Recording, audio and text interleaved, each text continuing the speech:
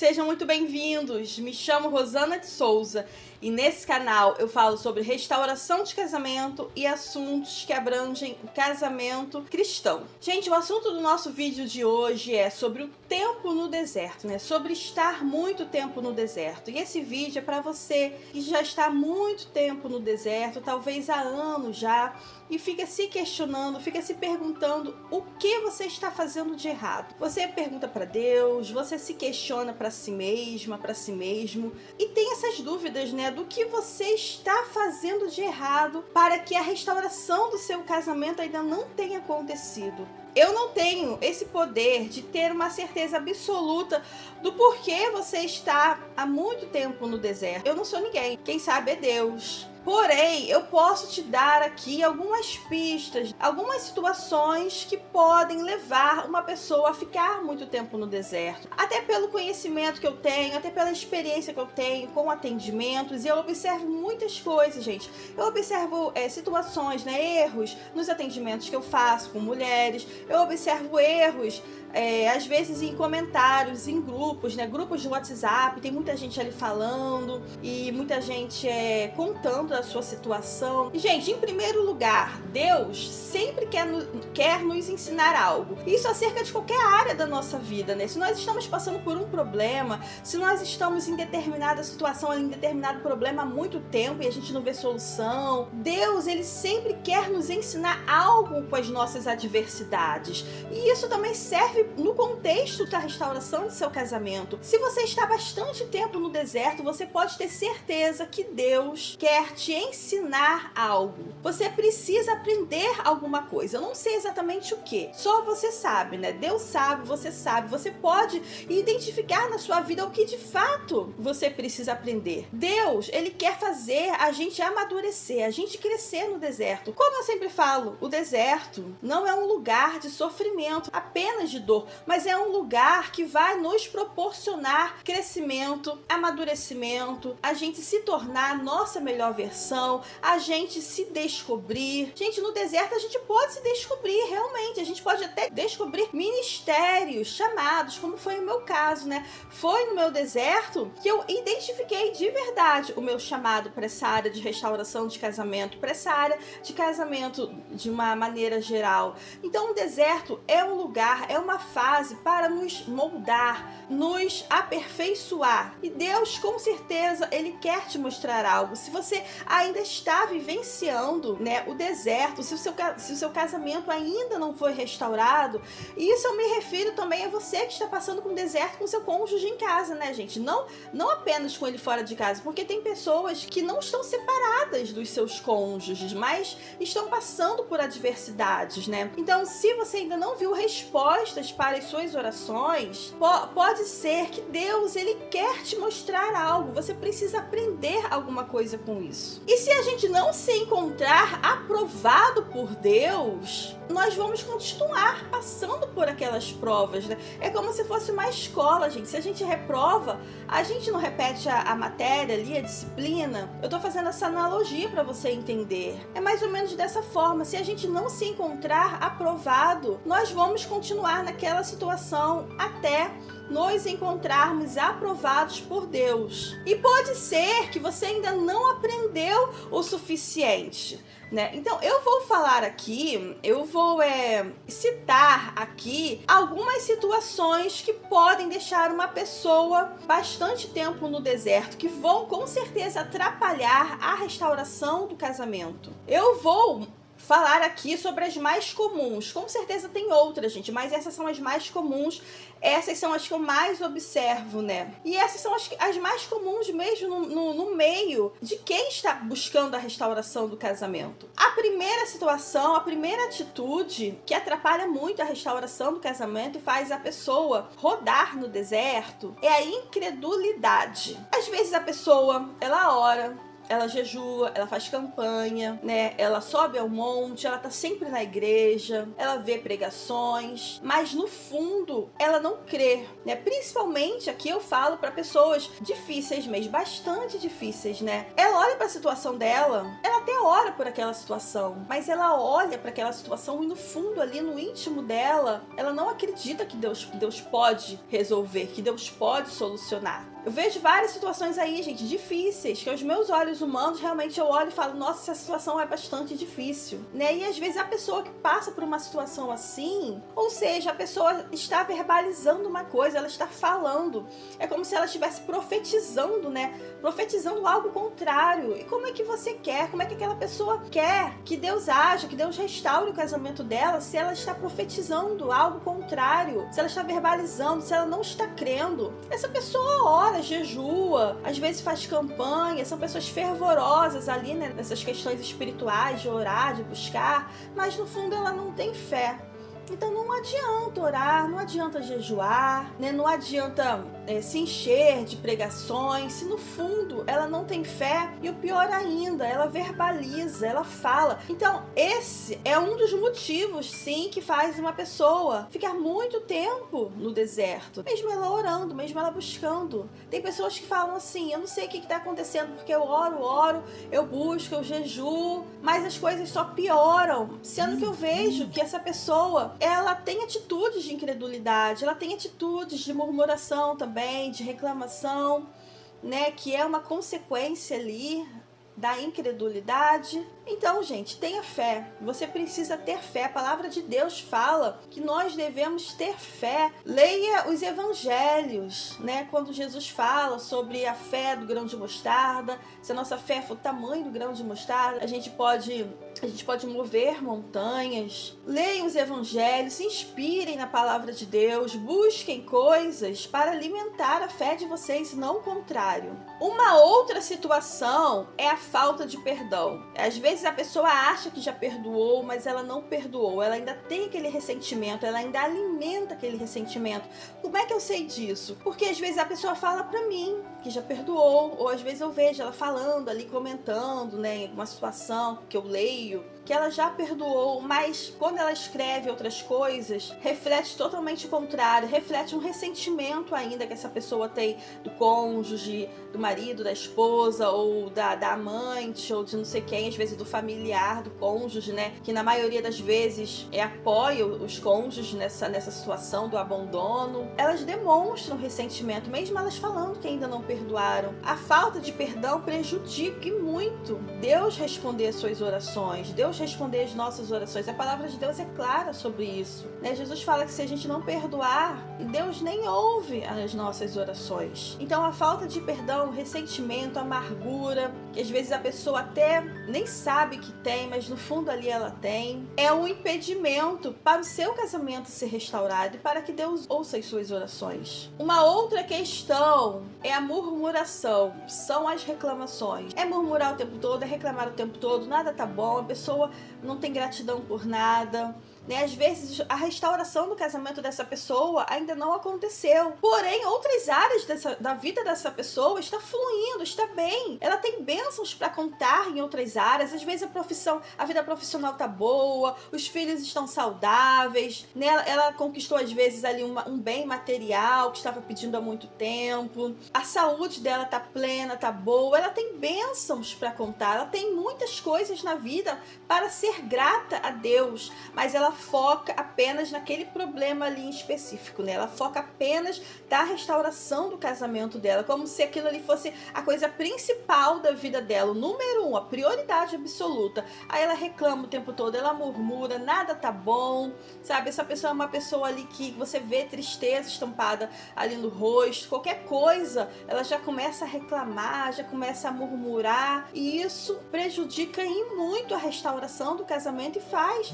com que essa pessoa acabe passando muito tempo no deserto. Vocês se lembram, né, do povo ali, né, gente, do povo que passou 40 anos no deserto. O povo, ele via milagres todos os dias. Eles tinham maná dos céus, eles se alimentavam com as melhores comidas, o maná vindo de Deus. Eles tinham tudo para estarem satisfeitos, mas eles reclamavam, eles murmuravam. E qual foi a consequência? 40 anos no deserto. O deserto deles, eles estarem ali andando no deserto, poderia ter sido bem menor. E eles poderiam ter chegado na terra prometida muito rápido, mas eles preferiam reclamar, murmurar. Então é a mesma coisa, uma pessoa que reclama o tempo todo, que murmura o tempo todo, que nada tá bom, não é uma pessoa grata a Deus, né? Às vezes tem pessoas que falam até palavras ruins pro próprio Deus mesmo, gente, pecam contra Deus. Isso é algo que vai fazer essa pessoa ficar muito tempo no deserto. Uma outra situação são pecados. Pecados não confessados, pecados não abandonados. Às vezes a pessoa, ela tem aqueles pecados de estimação, né? É a desobediência a Deus. Pecado é nada mais, nada menos do que viver uma vida de desobediência a Deus. Às vezes ela tem fé, ela busca, porém, ela tem uma vida que está desagradando a Deus, né? Em vários aspectos aqui que eu falo, principalmente sobre pecados confessados, porque pecadores todos nós somos, mas viver uma vida de pecado é algo totalmente diferente, gente, né? E às vezes a pessoa, ela tem aqueles pecados ali recorrentes, não abandona, não confessa, e isso é algo que vai atrapalhar e vai impedir Deus responder as orações, né? Isso eu falo sobre qualquer área, gente. Não só no quesito de casamento, né? Nós somos cristãos. Nós sabemos, né, que a gente não pode ficar pecando o tempo todo ali e não confessar, não abandonar, que isso vai prejudicar muito o nosso relacionamento com Deus, né? Então, é sobre qualquer área que eu estou falando aqui.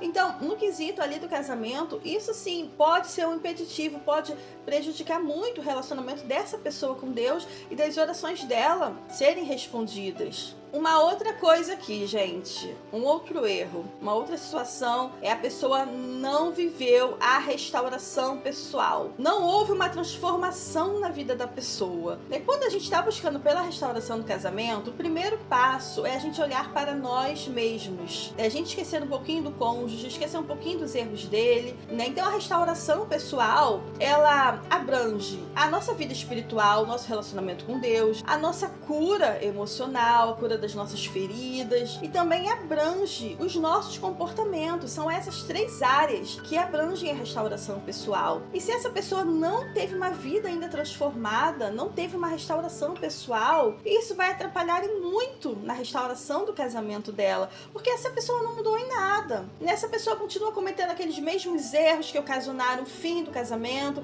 porque, como eu sempre falo, né, quando há uma separação, quando há um fim do casamento, a responsabilidade é de ambos. A responsabilidade não é apenas de quem saiu de casa. Ele tem a parcela dele de culpa, mas você também tem a sua parcela de culpa. Eu tive muito, gente. Eu contribuí muito, né, para o meu deserto, para a minha separação. Eu contribuí e muito. Eu admito aqui, eu falo que eu errei muito no meu casamento. Eu fui uma pessoa tola, uma esposa tola. Eu não culpo o meu marido. Ele teve a parcela de culpa dele, mas o meu foco é em mim, são nos meus erros. E quando a pessoa não tem essa transformação, quando a pessoa não tem essa restauração pessoal e ela não admite para ela mesma que ela precisa mudar, ela continua com aqueles mesmos erros, orgulhosa, só o outro que errou, só o outro que erra, um coração endurecido. Ela diz que ela não precisa mudar. Ah, por que eu vou mudar? Porque só eu que tenho que mudar. Tem pessoas que falam dessa forma, porque só eu que tenho que mudar. Ele não muda, continua com aqueles mesmos comportamentos. Como é que essa pessoa quer viver a restauração do casamento se ela continua com os mesmos erros? A pessoa vai voltar, o cônjuge pode voltar e os problemas vão continuar a mesma coisa. E Deus, ele sabe disso, gente. Deus, ele sabe. Claro que Deus não é bobo. Gente, pecado não é só adultério. Tem pessoas que acham que um pecado dentro de um casamento é só adulterar, é só trair. Claro que não. Para Deus, não há distinções, não há diferença de pecados, né? Às vezes a pessoa não traiu, mas ela cometia outro tipo de pecado contra o cônjuge. Vocês estão me entendendo? Né? Difamações, brigas, a pessoa xingava. Gente, palavreava criado, sabe? Outras coisas. É uma série de coisas, uma série de erros dentro de um casamento. Não está limitado apenas à traição, porque tem pessoas que falam, eu nunca traí. Tudo bem, você nunca traiu. Você nunca traiu, que bom, uma obrigação, né? Porém, você cometeu outros tipos de pecados. Eu já vi uma mulher falando que nunca traiu, mas ela batia na cara do marido. Vocês estão entendendo? Então, se você não admite os seus próprios erros, se você não admite que você precisa melhorar, precisa mudar, precisa ser transformada, como é que Deus vai fazer alguma coisa por você? Se você continua com os mesmos pecados, né? E aqui que eu falo erros, às vezes são pecados mesmo, de pecados dentro do casamento. É falhas contra o seu cônjuge. Não é só pecado no âmbito sexual. Tem pessoas que acham que se limita a isso, né? Essa a questão ali sexual. Não é. É qualquer tipo de pecado mesmo, falhas que você cometeu contra o seu cônjuge. Tem pessoas que não admitem, tem pessoas que não querem mudar. Então não houve uma restauração, pessoal, não houve uma transformação. E isso, gente, impede a restauração do casamento, porque Deus, ele conhece você. Ele tá vendo se você tá transformada, se você tá mudada, ou se você continua aquela mesma pessoa de antes. Então, precisa haver uma humildade da sua parte, né? Como eu fiz lá, e eu faço até hoje, gente, né? Quando eu oro, continuo orando pelo meu casamento. Não é porque o meu marido voltou que eu vou largar de mão e vou deixar de orar pelo meu casamento, pelo nosso relacionamento, sabe? Que eu sempre falo com Deus é para ele ir me moldando todos os dias, ir me transformando, para eu tirar o foco dos erros do meu marido e colocar o foco nos meus próprios erros, porque eu quero ser uma esposa segundo o coração de Deus. É minha oração. Então, é isso que você deve fazer, ter humildade e admitir os seus próprios erros para que haja em você uma verdadeira transformação e uma verdadeira restauração pessoal. O outro aqui, que é o último, mas é parecido com esse último que eu falei, é um coração orgulhoso, né? Isso impede a restauração do casamento. Um coração orgulhoso, um coração duro, que só enxerga os erros do cônjuge, não enxerga os próprios erros. É uma pessoa ali que fala que não vai mudar mesmo, que só o outro que tem que mudar. Gente, como eu falei, não preciso nem me estender. Se não houver uma humildade, se não haver uma disposição para a mudança e para a sua própria restauração, como é que você quer a mudança do seu marido, a mudança da sua esposa e a restauração do casamento? Então, em primeiro lugar, a mudança deve acontecer em você. Ok, tá. Aí você pode chegar e falar assim, mas eu não cometo nada desses erros. Tá, tudo bem, você não comete nada desses erros. Em primeiro lugar, você tem certeza que você não comete nada desses erros? No meu deserto, eu cometi vários e mais um pouco. Eu cometi acho que quase todos, né? E mais um pouco. Você precisa fazer uma autoanálise, né? Se tem alguma coisinha ainda na sua vida, por menor que seja, que realmente esteja atrapalhando a restauração do seu casamento. Aí você pode chegar e falar, não, eu não cometo nada disso. Ok, então descansa. O que está impedindo você de descansar em Deus? Se você não comete nada disso, mas o seu coração ainda está um coração ansioso, preocupado, com medo, inseguro, com medo se vai haver ou não a restauração, é porque de fato ainda há uma incredulidade no seu coração, né?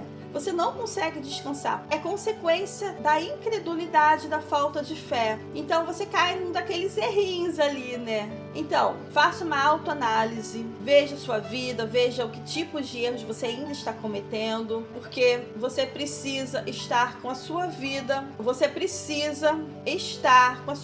transformada. Eu não falo aqui que você deve estar perfeita, não existe isso, gente. A pessoa não precisa estar 100% perfeito ali para Deus restaurar o casamento, isso é impossível, mas as coisas básicas, os erros principais, os erros básicos, nós sim devemos abandonar. Então, essa é a mensagem que eu gostaria de deixar para você hoje. Se você acha esse vídeo importante, você compartilhe com outras pessoas, deixe seu like, comente, se inscreva no nosso canal caso você não seja inscrito.